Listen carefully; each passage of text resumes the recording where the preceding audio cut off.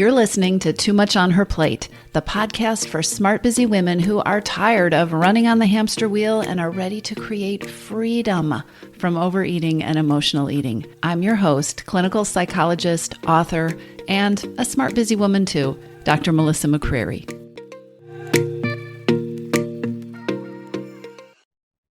Hello, everybody. Welcome.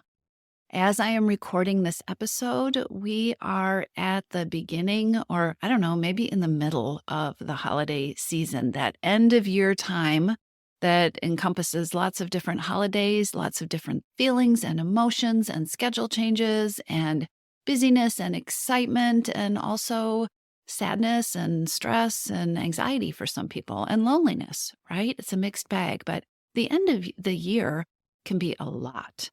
And I hear from so many people during this time of year that it is an incredible juggling act to do all the things and meet the expectations and figure out how to fit yourself in. So I want to talk about that today. Today, I have for you 10 holiday mistakes that lead to overeating, guilt, and unhappiness. Why am I talking about this? Do you really need to hear about more mistakes this time of year?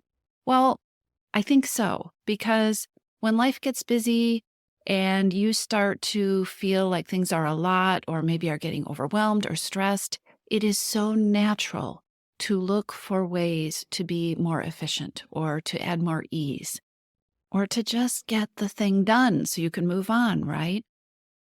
And as a clinical psychologist who has been helping women, smart women, with issues related to overwhelm and overload and overeating, and the vicious cycles that can get created with all of these things and lead to all those hidden hungers that lead to more emotional eating and overeating, I see these pitfalls that happen. So if you're listening to this during the holiday season, this is a great time to either learn about these mistakes so you don't make them or remind yourself of them.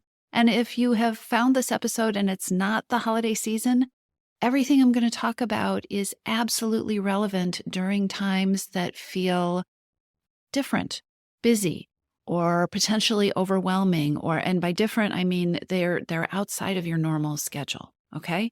So here are 10 things you want to be aware of so that you don't fall into the traps. The first mistake I see all the time is starting with a should instead of a vision. Overwhelm, by its nature, it either puts us into reactive mode or we get into overwhelm because we're in reaction mode. We're just reacting to things that feel like they are coming at us. And it is so easy when we are in that headspace to create a to-do list, right? I should do this. I need to do this. I have to do this. And just follow like breadcrumbs, one should after another, which is not rewarding or gratifying and leaves you in reaction mode instead of starting with a vision. And by vision, when we think about the holidays, I always think about where do you want to end up? So how do you want to feel on January 2nd? Or if you've got this big, huge thing happening that is the whole of your holidays or is a major part of your holidays, how do you want to feel when that last guest leaves? Or when you leave, when you're in the car driving home? What is the experience that you want to create? Start with a vision of what you want your holidays to look like and feel like, and what you want yourself to look like and feel like when they're over, instead of starting with a blank piece of paper where you write down a giant list of to-dos that feels overwhelming and exhausting before you even start. Because that right there is a recipe for overeating and emotional eating. Mistake number 2. Cutting back on sleep, right? As tempting as it might be, as much as it may seem like, oh, that's the easy button, that's the thing I can give up, sleep is not the place to try to save on time. 7.5 hours, that's the magic number.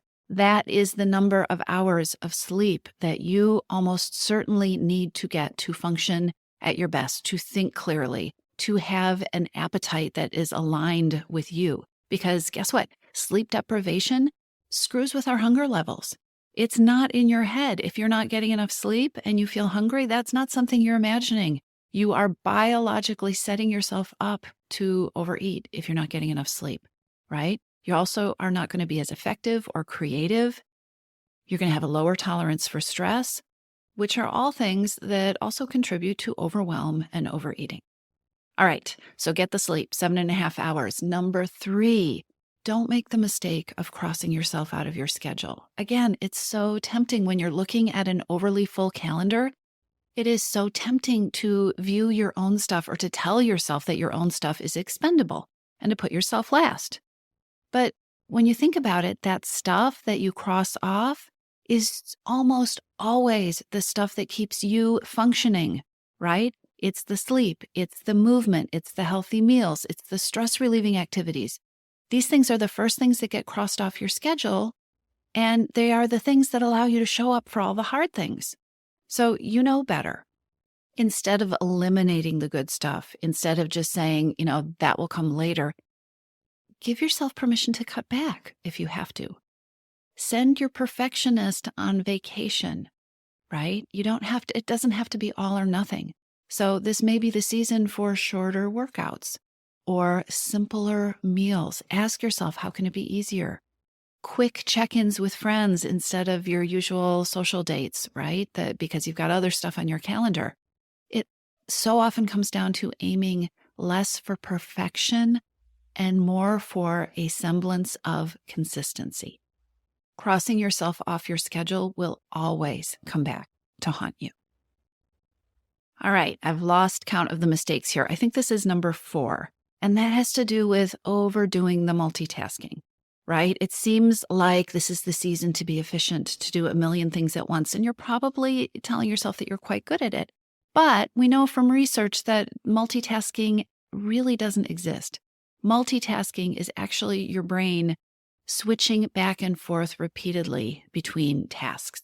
And because of that, instead of being more efficient, it's actually, when you look at the research, it's a time waster. You don't show up for those tasks as well, and you don't show up as completely. And you tend to feel more exhausted and overwhelmed after a day of multitasking than you do if you give yourself permission to give things focused attention, right? So is it okay to clean the sink when you are on hold with customer service? Of course it is. But be deliberate about your multitasking and consider, just experiment. Consider experimenting with giving yourself permission to be present with one task for a short period of time. So ask yourself, what am I going to focus on for the next 20 minutes? What is my priority for this morning? Give yourself permission to experiment with that and see how it feels. You may notice a huge difference in both your productivity and your overwhelm. And when those things feel more in your control, when you feel empowered in those areas, that also can reverberate into your relationship with food and whether you are wandering into the kitchen or finding yourself doing more emotional eating because you're stressed out and you're multitasking and you're either overwhelmed or you're not really paying attention. So while we are talking about multitasking, let's weave in there the mistake of eating while you're doing something else, right? That might be eating in your car, eating on the go, eating at your desk, trying to get more done, not giving yourself permission to stop. You should know that women who eat while they are doing something else also tend to eat more and feel less satisfied with what they have eaten. I can tell you from so many conversations with clients, so many conversations with women in your missing piece about, especially about things like holiday eating or special eating, when we really get right down to it and talk about, how present are you with this eating that turns into overeating? So much of the time, eating, even the special foods, the foods that you are telling yourself you look forward to, so much of the eating that turns into overeating is eating that is being done while you're multitasking, while you're not really mindful or present. And for me, the real sad thing is that when we have these conversations, one of the things I always ask is, okay, that wonderful food, that gingerbread or that holiday baking that you did, how much of it did you fully taste? How much of it did you fully enjoy? And if you are eating when you are multitasking, if you are kind of zoned out doing something else, the answer is usually not very much. So here is a way of multitasking that is actually helpful. You can work at making the shift of viewing mealtime as an opportunity to get grounded and be present with yourself. Mealtime can be an opportunity to check in with yourself. That is a kind of multitasking that will really pay off. Mealtime can also be a place where you commit to practicing savoring your food. You have to be present to savor your food, to taste your food, to allow yourself to enjoy the special things.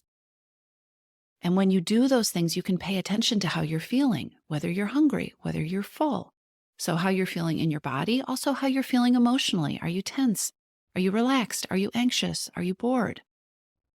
Practice being present with your eating. Practice asking yourself whether what you need is food or whether it is something else.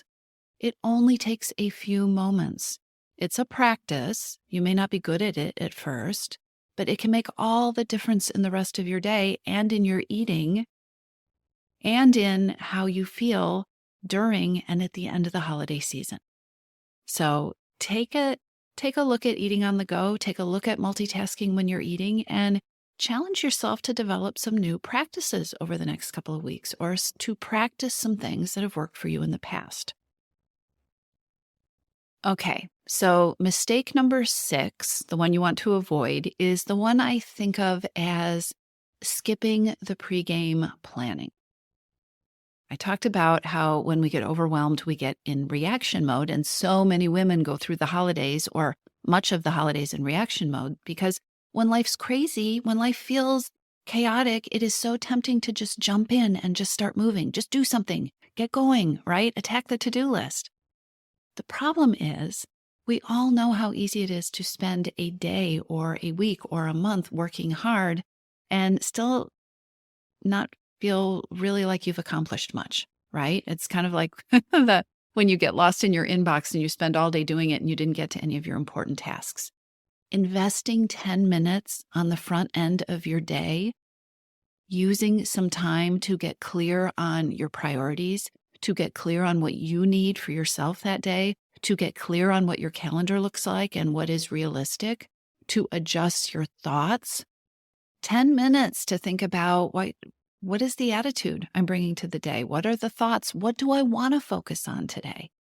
Just a few moments to be mindful of any potential hurdles or challenges. Taking that time on the front end. And I will tell you, sometimes even just noticing those things, you don't always have to have a plan that feels airtight for dealing with them, but sometimes just naming, oh, this is going to be a challenge, or it's going to be hard to fit lunch in. I need to be really deliberate about that. Sometimes just saying those things out loud to yourself can be worth their weight in gold. And taking that time on the front end, putting yourself in the driver's seat instead of being reactive will save you so much stress and also so much time in the long run, and probably a lot of overeating and emotional eating and getting too hungry and then ending up binging or eating stuff that you don't want to eat. So don't skip the pregame planning. The 7th mistake that I want to talk about goes hand in hand with that. And I see this one all the time. I work with so many women who are high achievers, who expect big things, who get big results. And the flip side of doing big things all the time is underestimating the power of the smaller things. So during this busy time, do not make the mistake of underestimating the power of 10 minutes.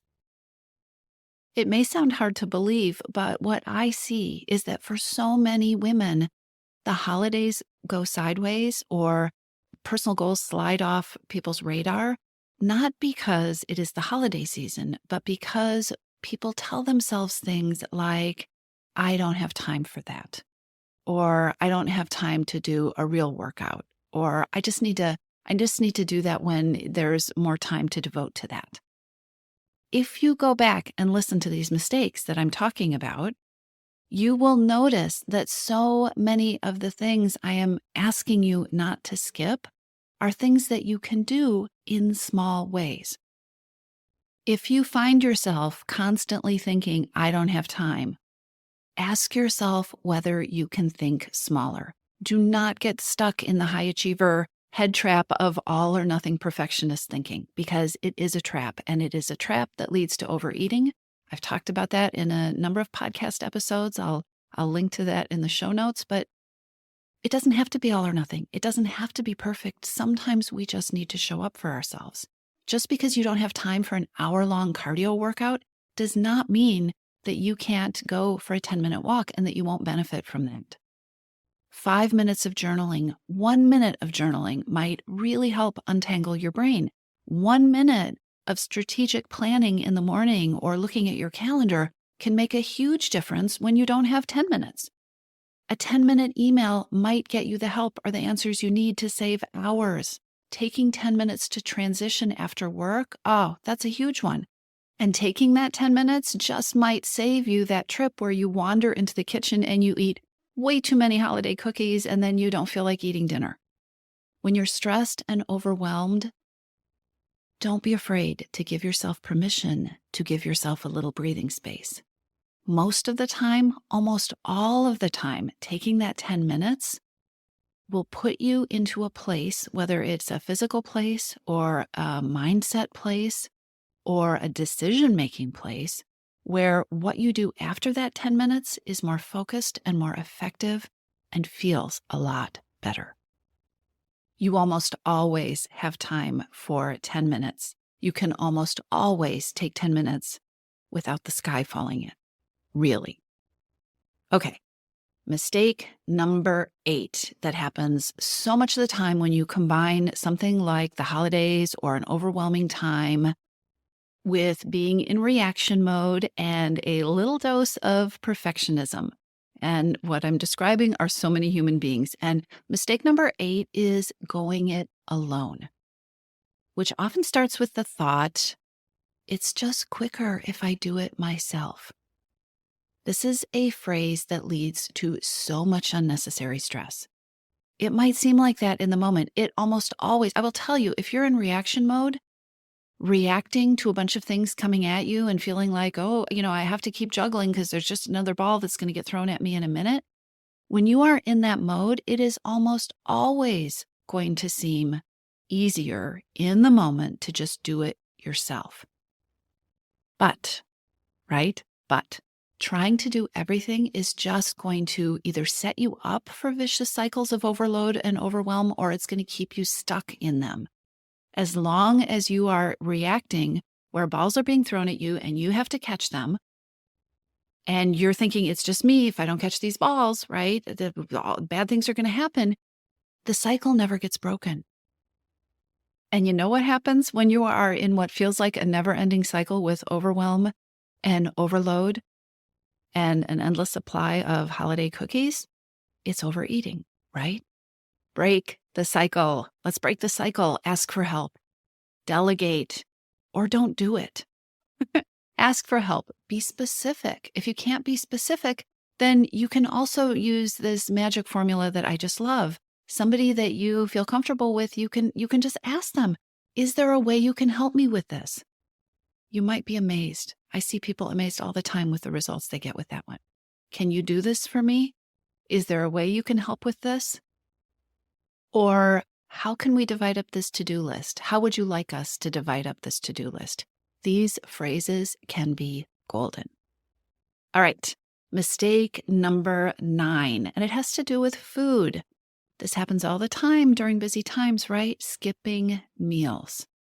And skipping meals often starts with thoughts. I don't have time. I don't have time for lunch. I don't have time to think about lunch. I don't have time to stop for breakfast. Setting yourself up with that cycle at the beginning of the day often leads to overeating at the end of the day, eating that feels out of control, coming home so hungry or cranky, maybe you don't even recognize your hunger, that you don't feel like you can make the kind of decisions. You can't make the kind of decisions that you want to make. And if you do come home with superhuman levels of willpower, if you manage to control your eating, at that point in the day, you're likely to feel tired and edgy and headachy and absolutely no fun. So I want to direct you back to the 10-minute idea. Put your perfectionist outside. It might not be about creating the perfect meal right now. It might not be possible or reasonable to do the perfect, and I'm using air quotes, the perfect meal prep. This may be quick, easy, get it done time, right? What can you do in 10 minutes to prepare yourself so you don't skip meals? If you have a list of quick, healthy options, eating doesn't have to take a lot of time. Maybe this is the season of grab and go lunches, right? Things that you keep in your freezer, or having a list of takeout options that you can get from your office or from your home office that are easy and that fit the bill. If you don't have a list, take those 10 minutes and start making them now. 5 to 10 things that you can grab that keep you feeling fueled and on track. Give yourself permission to not get it perfect. Give yourself permission to keep it simple. Tuna, Greek yogurt, a smoothie, almonds, cheese sticks, pre-made salads with protein, right? Stuff that will stay with you and that isn't going to lead to a blood sugar slump in the afternoon or the evening, but stuff that feeds you and nourishes you so that you can be the person that you want to be instead of powering through trying not to overeat at the end of the day when skipping meals has just predisposed you to want to do that. Don't skip meals. Give yourself that 10 minutes to think about what would work for me, what would be easy, and what would be doable. Okay, mistake number 10 is a good one. And maybe I should have just started with it, but we need to cover this one. We need to talk about that. Mistake number 10 is what smart high achievers do all the time. When they start to feel overwhelmed, I'm one of us, right? When we start to feel overwhelmed, or when we start to feel like we are off track and we need to get back on track, right? We need to do things differently. The old deprivation mentality approach, the old diet mentality approach is to blame yourself for being in the place that you are. Blame yourself that stuff hasn't been working and then make this mistake. And the mistake is that the way out of the trap is to work harder. So many smart women spend the holidays telling themselves that things will just work better if they can only work harder. And you may not use the words, I need to work harder. You may use the words, I need to be more disciplined. I need to be more focused. I need to get up earlier. I need to get more organized, right? Telling yourself that the reason stuff is falling through the cracks, the reason you aren't superwoman, is that there is something wrong with you. Telling yourself that the reason you are overeating at the end of the day, or you just ate all the cookies, or you forgot to eat lunch yet again, is that there's something wrong with you and you just need to work harder. This is such a big mistake, and this is one of the major contributors to a vicious cycle that never ends with overwhelm and overload and overeating. Because if you are in a cycle that is not working and you tell yourself to work harder, all you are doing is setting yourself to run faster and faster on a hamster wheel, right? So, my lovely listener, during this holiday season, give yourself permission to work smarter instead of harder. And what is smarter? Smarter is working in a way that is aligned with you. Asking yourself, okay, instead of I need to work harder, what is making this hard? Could I make it easier? Could I make it smaller?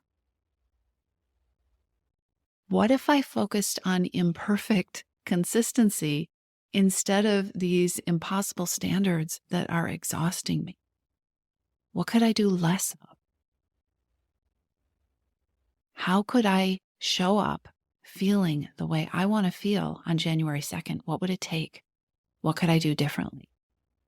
If you take the pressure off, if you stop telling yourself that the answer to exiting a vicious cycle with overeating and overwhelm and overload is running faster and working harder, if you do this one thing, if you stop telling yourself that working harder is the answer, and you start being curious about what working smarter looks like, so much will change.